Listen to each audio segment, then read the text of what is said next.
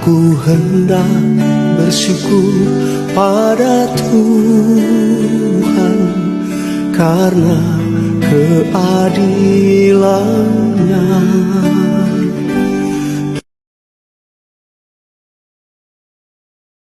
Selamat datang Bapak Ibu Saudara-saudari terkasih dalam permenungan kita di hari Sabtu, Pekan Paskah yang keempat.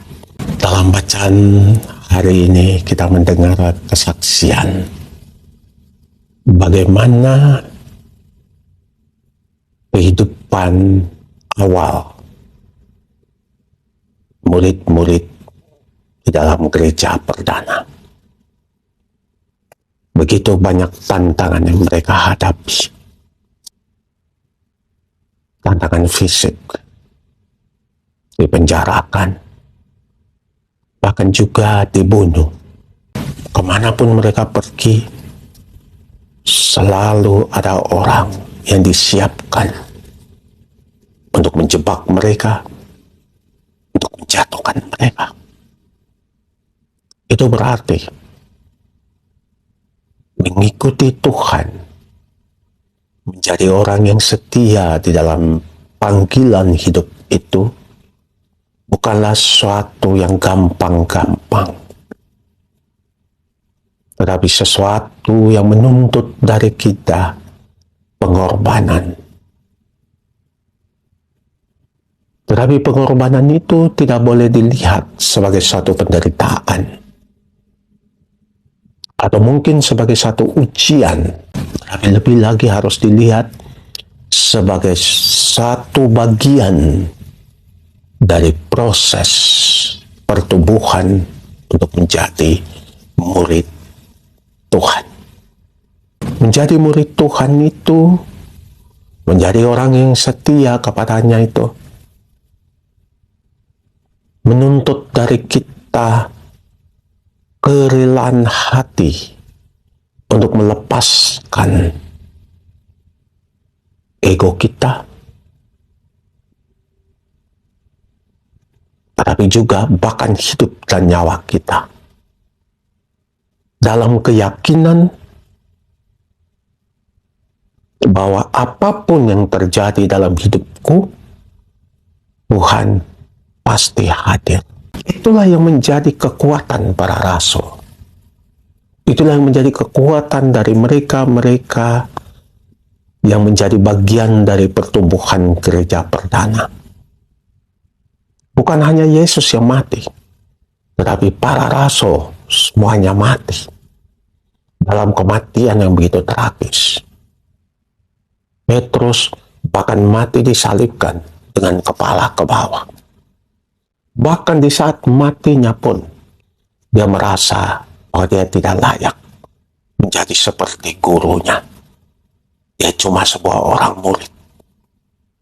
Karena itu, ketika dia disalibkan, dia meminta supaya dia disalibkan terbalik dengan kepala di bawah, kaki di atas.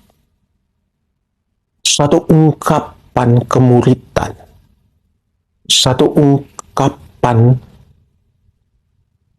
pengakuan iman akan Kristus sebagai gurunya yang harus dia ikuti di dalam langkah-langkah hidup Yesus. Makanya kemuridan itu lebih bukan soal kata, bukan lebih soal kita ke gereja berapa kali, berdoa rosario berapa kali, tetapi lebih lagi soal sikap hidup, atau dalam bahasa mentoring kita.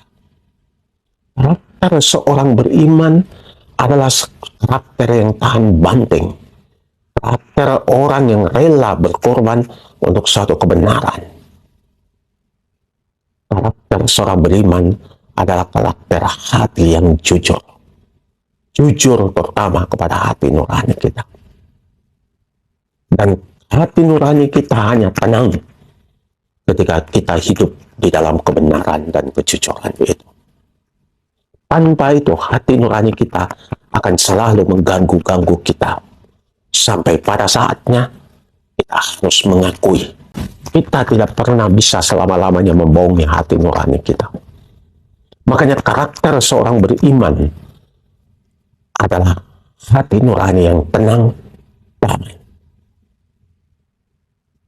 Hati nurani yang tetap adem pun ketika dia mengalami perlakuan yang begitu keras atau bahkan mempermalukan dirinya, hati nuraninya tetap adem. Dan itulah yang Yesus ngomong hari ini dalam bacaan Injil hari ini tentang kesatuan dia dengan Bapa. Kesatuan dia dengan Bapa. Siapa yang melihat dia, melihat Bapa. Jalan kepada Bapa adalah jalan melalui dia. Jalan kepada dia, jalan melalui Bapa. Ini bacaan hari ini. Bagaimana kesatuan hati itu. Bagaimana kesatuan itu nampak di dalam hidup, dalam karakter seorang Yesus. Makanya di dalam diri Yesus itulah kita harus bisa melihat bagaimana Allah melihat kita.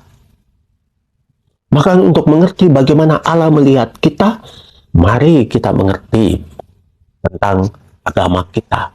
Mari kita belajar membuka kitab suci kita. Mari kita belajar mendengarkan sabda kita.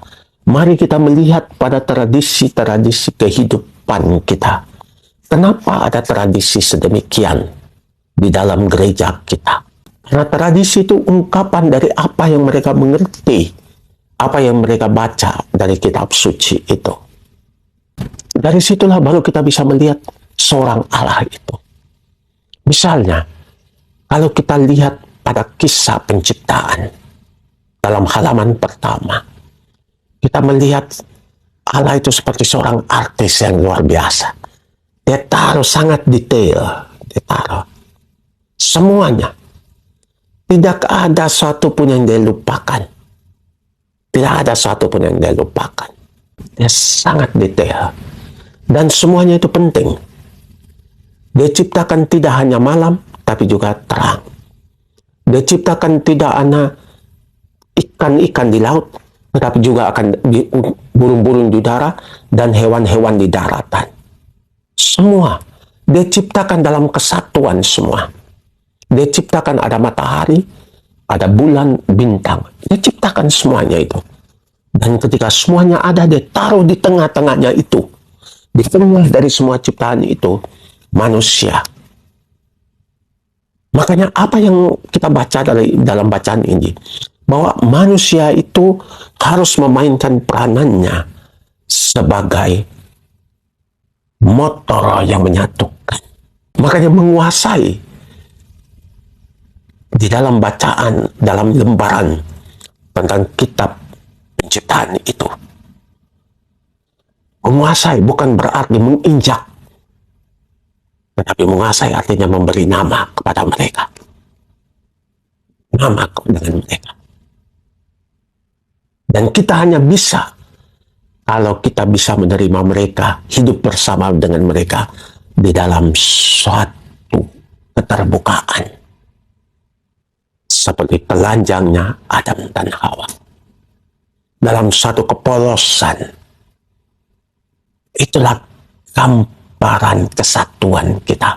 Makanya, kalau kita ngomong soal keselamatan, kita tidak bisa hanya ngomong tentang keselamatan manusia sendiri, tetapi keselamatan manusia dalam relasi dengan alam semesta dan dengan Tuhannya.